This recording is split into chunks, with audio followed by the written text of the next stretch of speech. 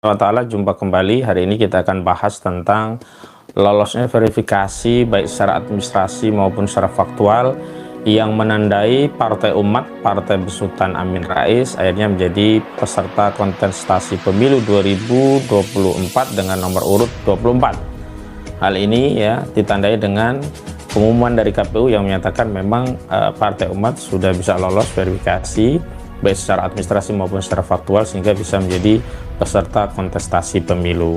Sebelumnya Partai Umat sendiri ya memberikan press conference tentang partainya yang sengaja akan satu-satunya partai yang tidak akan diloloskan oleh KPU, dan ada desain besar yang akan menjegal Partai Umat termasuk komunikasi sejumlah petinggi-petinggi KPU dengan KPUD yang berkaitan dengan rencana untuk menggagalkan proses verifikasi faktual Partai Umat. Di awal-awal saya sudah mengingatkan kepada sejumlah teman, saya khawatir ya ini akan terjadi seperti kasus Partai Bulan Bintang yang dipimpin oleh Yusril Iza Mahendra. Pada pemilu 2019 yang lalu, Partai Bulan Bintang juga demikian. Di Papua kalau tidak salah itu tidak lolos verifikasi faktual, lalu Partai Bulan Bintang ya, tidak diloloskan oleh KPU sebagai peserta pemilu 2019 yang lalu. Lalu kemudian terjadi proses di Bawaslu dan akhirnya terjadi kompromi yang kemudian hasilnya adalah Partai Bulan Bintang yang dipimpin oleh Yusril Iza Mahendra saat itu bisa lolos untuk mengikuti pemilu 2019. Tapi ada hal yang penting untuk kita catat saat itu adalah bahwa Yusril Iza Mahendra sebelumnya begitu keras ya mengkritik Presiden Joko Widodo dan sebelumnya menyebut Presiden walaupun tidak langsung kepada Jokowi sebagai presiden yang goblok begitu. Dan di sebuah acara yang terbuka di Sumatera Utara pada saat Kongres Umat Islam Indonesia juga Yusril Iza Mahendra mewanti-wanti pentingnya untuk mengganti kepemimpinan nasional ya. Karena bagaimanapun yang punya kewenangan itu yang akan menentukan arah kebijakan masa depan bangsa Indonesia ya. Orang pintar kalah dengan orang yang punya kewenangan. Walaupun goblok, kalau dia punya kewenangan, nah dia akan mampu untuk mengendalikan kekuasaan. Yusril pun sebelumnya adalah pengacara hati ini begitu kuat ya melakukan kritik terhadap eksistensi kekuasaan rejim Jokowi. Namun begitu partainya bisa diloloskan dalam proses mediasi, ini ada perubahan ya, perubahan posisi politik. Pertama, Yusril tidak lagi sering mengkritik atau bahkan tidak mengkritik ya posisi Joko Widodo. Yang kedua, Yusril Iza Mahendra sendiri sudah mengajak gerbong partainya justru menjadi koalisi pendukung Joko Widodo. Dan ketiga, terakhir ketika ada sengketa Pilpres 2019 saat ada gugatan dari pasangan Prabowo Sandi, justru Yusril menjadi kuasa hukum Joko Widodo. Nah, itu semua yang kemudian saya mengingat-ingat dan mewanti-wanti agar ini tidak terulang kembali dan terjadi kepada Partai Umat. Dan setelah proses pelolosan Partai Umat ini, memang Amin Rais sendiri juga sudah mulai memberikan apresiasi pujian kepada KPU, pada Presiden Joko Widodo, dan hanya menghimbau agar Presiden Widodo bisa menjadi negarawan, bapak bangsa, tidak perlu melanjutkan 3 periode. Namun beda sekali ya ke kritik-kritik sebelumnya, Amin Rais begitu keras kepada Presiden Joko Widodo. Kita tidak tahu ke depannya apakah legacy yang telah diambil oleh Partai Bulan Bintang yang sebelumnya kritis terhadap rejim Joko Widodo juga akan dilakukan oleh Partai Umat yang sebelumnya juga kritis terhadap rejim Joko Widodo, kemudian ditundukkan dengan tidak lolos verifikasi, dan akhirnya terjadi kompromi, terjadi proses seleksi verifikasi diloloskan, baik secara administrasi maupun secara faktual. Satu sisi ini adalah tantangan bagi Partai Umat untuk menunjukkan sekaligus membuktikan kepada kita semua bahwa Partai Umat ya tidak pernah berubah, tetap konsisten, tetap mengkritisi, tetap melakukan amar ma'ruf nahi mungkar, tetap tidak tergiur untuk berkompromi dengan kekuasaan, apalagi berkompromi dengan kezaliman. Sisi yang lain kita juga akan melihat apakah komitmen tadi benar-benar diwujudkan atau mengambil 2 hal. Pertama, berubah menjadi terbuka membela rezim Joko Widodo, atau yang kedua berubah dengan cara mengambil sikap diam, tidak lagi mengkritisi kerusakan-kerusakan atau kezaliman yang terjadi di era rezim Joko Widodo. Tentu kita butuh waktu untuk membuktikan itu semua, tetapi sikap Amin Rais pasca pengumuman kelolosan partainya juga bisa kita baca sebagai indikator awal ke depannya Partai Umat akan menjadi seperti apa. Terlepas indikator itu mengarah kemana, tentu kita umat Islam punya kepentingan untuk menggawang atau menjaga seluruh partai-partai yang punya concern terhadap umat ini untuk tetap berada di barisan umat, tidak tergiur untuk berada di barisan kekuasaan, lidahnya tidak menjadi keluh karena ada kompromi dengan kekuasaan, dan tetap tegas ya, berani terbuka menyampaikan amar ma'ruf nahi mungkar tanpa kepentingan apapun, terlepas mungkin bisa jadi itu akan berimbas misalnya pada partainya tidak akan menang dan seterusnya, tidak akan mendapatkan dukungan dari rezim dan seterusnya. Memang di era yang serba sulit seperti ini, dengan di era yang kezaliman begitu terbuka seperti hari ini, ya memang harus ada satu keberanian yang kokoh, keteguhan yang bisa dijadikan dasar untuk melakukan perlawanan. Kalau ya dasar perlawanan itu hanya separuh-separuh, saya yakin kita semua akan menghadapi rasa kekecewaan, karena ternyata tokoh-tokoh perubahan yang kita harapkan mampu merubah negeri ini, mampu memperbaiki negeri, pada akhirnya juga dalam tanda petik ya nyebong. Nah, itulah tentu kita punya kepentingan untuk menjaga Partai Umat agar tidak atau jangan sampai nyebong. Dan Partai Umat juga punya kepentingan agar tetap menjaga elektabilitas Partai Umat sebagai partai yang dianggap ya hari ini ya salah satu partai yang dianggap memberikan alternatif perubahan kepada umat setelah sebelumnya Amin Rais juga berhimpun dengan Partai Amanat Nasional dan kemudian keluar dari Partai Amanat Nasional dan kemudian berinisiatif mendirikan Partai Umat. Kalau kita lihat hari ini kita relatif sulit untuk memberikan atau melabuhkan harapan kita kepada partai-partai yang ada hari ini, karena justru masalah-masalah di negeri ini ya mayoritasnya justru ditimbulkan oleh politisi dan partai yang saat ini berkuasa. Umat Islam lagi-lagi ya hanya diperalat, hanya diambil suaranya, tapi tidak dipertimbangkan aspirasinya untuk mengatur negeri ini, terutama aspirasi umat Islam terkait keinginan umat Islam untuk diatur oleh Allah SWT, untuk mentaati syariat Islam, untuk mentaati hukum Allah SWT. Aspirasi penegakan syariat Islam inilah yang semestinya harus diperjuangkan oleh seluruh partai-partai yang berbasis masa Islam atau partai Islam dan partai yang menginginkan dukungan dari umat Islam, termasuk Partai Umat. Partai Umat harus ikut konsisten menyuarakan syariat Islam, Partai Umat harus ikut memberikan dukungan kepada syariat Islam, dan Partai Umat harus terdepan dalam melawan kezaliman rejim hari ini, dan itu adalah sebagai jaminan kepada umat atau masyarakat ini untuk memberikan pilihan politik, melabuhkan pilihannya kepada Partai Umat.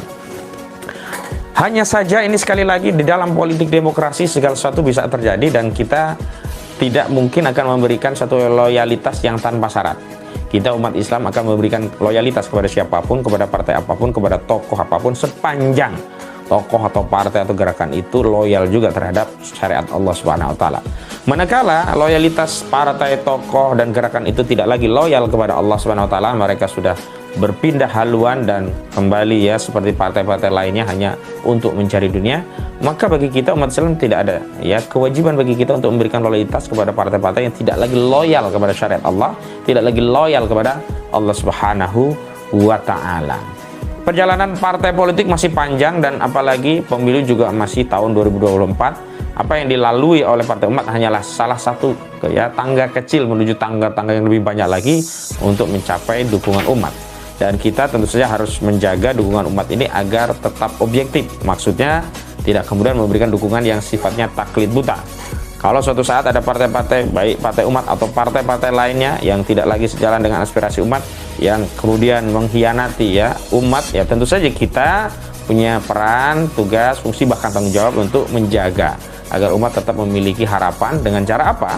Dengan cara tidak membiarkan umat ini taklid buta pada partai-partai atau para tokoh-tokoh yang secara sengaja menjual ya amanah umat ini untuk hanya berburu rente kekuasaan. Bagi kita sendiri, kita tidak terlalu tidak terlalu asing dengan sosok Amin Rais. Dia adalah pelaku sejarah, bahkan reformasi dimotori oleh Amin Rais, dan sebagian kalangan menganggap Amin Rais adalah kontroversi. Kenapa? Karena amandemen yang dimotori oleh Amin Rais saat dia menjadi ketua MPR dianggap sebagai pangkal dari bala dan bencana yang melanda negeri ini. Dan bagi kita sebenarnya masalahnya bukan itu, masalahnya bukan Amin Rais, masalahnya bukan siapapun, bukan amandemen, bukan apa, tapi masalah utamanya karena negeri ini tidak menerapkan syariat Islam. Karena negeri ini masih melanjutkan penjajahan dengan menerapkan sistem politik demokrasi dengan asas liberalisme, sekularisme. Sepanjang ya negeri ini masih menggunakan sistem yang diwariskan penjajah, yakni kapitalisme liberal dengan sistem politik demokrasinya, rasanya memang persoalan keterbelahan bangsa, persoalan penindasan, persoalan kemiskinan, persoalan-persoalan yang selama ini dianggap ya sebagai sesuatu yang harus dirubah, sebenarnya itu adalah bagian dari ciri khas atau karakteristik dari penjajahan itu sendiri. Karena itu saya selalu mengimbau kepada umat Islam untuk mencari peta jalan yang lain yang tidak terikat dengan sistem politik demokrasi, yang tidak ada kaitannya dengan oligarki, yakni mengambil jalan politik Islam, yakni menegakkan syariat Islam secara kafah dalam naungan daulah khilafah. Dan metode praktis untuk menegakkan daulah khilafah adalah dengan aktivitas dakwah, mencontoh aktivitas dakwah dilakukan oleh Nabi SAW saat di Mekah, di mana Nabi SAW fokus dengan dakwah, dengan membina umat, antorikul umat, melalui jalan umat. Itulah Rasulullah SAW meraih kekuasaan politik di Madinah, dan kemudian kekuasaan politik di Madinah itulah yang digunakan untuk menegakkan syariat Islam tanpa intervensi kepentingan-kepentingan oligarki, karena memang kekuasaan itu murni diraih oleh Nabi SAW. Hari ini pun umat ketika menginginkan syariat Islam tegak dan tidak ingin ada intervensi dari oligarki, maka perjuangan penegakan syariat Islam itu harus murni tanpa melibatkan oligarki dan tidak bisa dimasuki oleh oligarki. Nah, ini adalah perjuangan-perjuangan yang no kompromi, perjuangan-perjuangan yang mengambil peta jalan lain yang tidak ikut hiruk-pikuk dalam proses pemilu yang tentu saja sangat rentan dikuasai oleh dominasi oleh oligarki. Kenapa demikian? Karena dalam sistem politik kedaulatan yang berada di tangan rakyat, hakikatnya kedaulatan itu ada di tangan kapital. Karena untuk membeli kedaulatan rakyat itu kaum kapitalis, para pemilik modal, kaum kapital, para oligarki telah membeli suara rakyat, kedaulatan rakyat itu melalui proses pemilu. Dan mereka-mereka yang sudah menjadi pejabat, menjadi penguasa, menjadi misalkan kepala daerah, menjadi anggota DPRD, menjadi anggota DPR RI, setelah mereka berkuasa, duduk di kursi kekuasaannya, mereka tidak lagi berkhidmat kepada rakyat, tidak lagi mempedulikan apa yang mereka anggap sebagai kedaulatan rakyat, tapi mereka lebih fokus khidmat kepada daulat modal, kepada kaum oligarki. Munculnya Undang-Undang Cipta Kerja, dan hari ini kita ketahui Undang-Undang Cipta Kerja yang dulu sudah diputus oleh MK sebagai undang-undang yang inkonstitusional bersyarat, yang diperintahkan dalam 2 tahun agar direvisi. Ternyata di penghujung tahun 2022 ini, tepatnya tanggal 29 Desember 2022, justru Presiden Republik Indonesia mengeluarkan Perpu yang nyatanya tidak terjadi kegentingan yang memaksa, tidak ada kejadian-kejadian yang emergensi. Lalu kenapa harus terbitkan Perpu? Walau kita akui bahwa Perpu adalah kewenangan subjektif Presiden berdasarkan ketentuan pasal 22 Undang-Undang Dasar 1945. Namun berdasarkan ketentuan ya putusan MK di tahun 2009 bahwa Perpu itu tidak serta-merta dilakukan atau dikeluarkan oleh Presiden semau-maunya. Harus ada keadaan yang memaksa, harus ada kekosongan hukum, harus ada ya proses yang kalau ditempuh dengan cara-cara biasa itu akan ketinggalan. Tapi pada faktanya 2 tahun masa pemerintahan Jokowi Ma'ruf Amin, sejak diumumkan bahwa Undang-Undang Cipta Kerja inkonstitusional bersyarat, ternyata tidak dilakukan perubahan apapun. Kembali kepada Partai Umat, jadi kita berharap Partai Umat tetap menjadi Partai Umat, tidak lagi kemudian ya keluh lidahnya atau berubah menjadi pemuja-muja rezim, mengapresiasi rezim. Tetap kenceng Pak Amin Rais ini ya bersuara untuk mengkritik rezim, tetap kuat narasi-narasi perlawanan perjuangannya.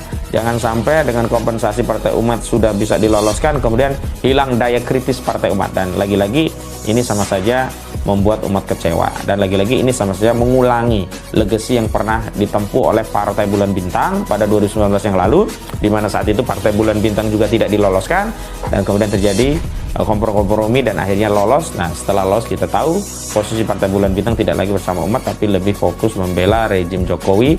Dan di berbagai narasi keumatan hari ini, Partai Bulan Bintang juga banyak absen, tidak membersamai umat, dan bahkan pandangan-pandangan ketua umumnya justru lebih banyak melegitimasi kekuasaan rejim Joko Widodo.